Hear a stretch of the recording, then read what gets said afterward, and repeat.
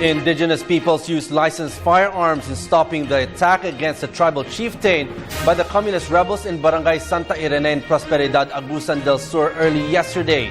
S.M.E. of the Philippine Information Agency Davao Region filed this report.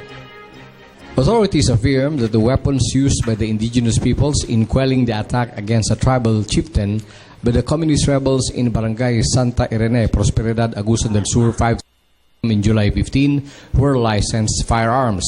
The incident left 13 rebels and 4 indigenous peoples killed and several others wounded, including the tribal leader.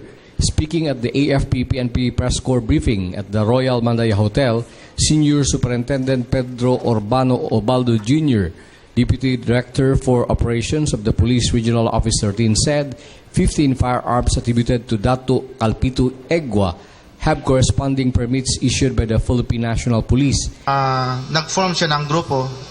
Ang kanyang baril ay nirehistro niya at ito ay in assistance with assistance of the Armed Forces of the Philippines at ready siya na lumaban naman. So we recognize his presence, their group, and we highly commend the presence and yung eagerness ni Dato Calpit para labanan ang katiwalian ng mga rebelding NPA.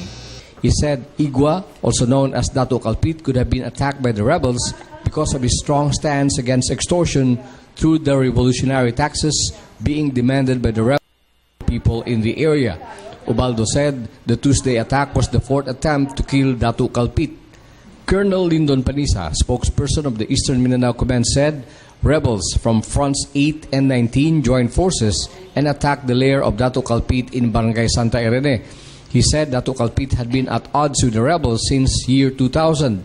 Panisa said Calpit used to support the rebel movement but switched alliance when he noticed that they were being duped by his comrades. Tunay mga armas na sila pero gikuhaan nila lisensya purposely to protect their ancestral domain title.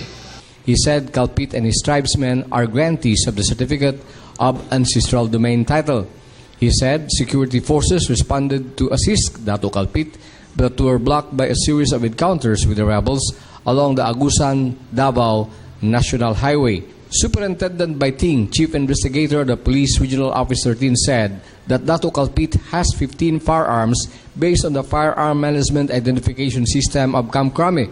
He said an off-duty civilian auxiliary led the civilians in defending themselves, consequently killing 13 rebels.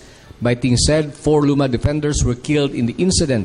He said only Joseph Tahora Ikainong, allegedly the secretary of Front Committee 8, was identified among the rebels killed.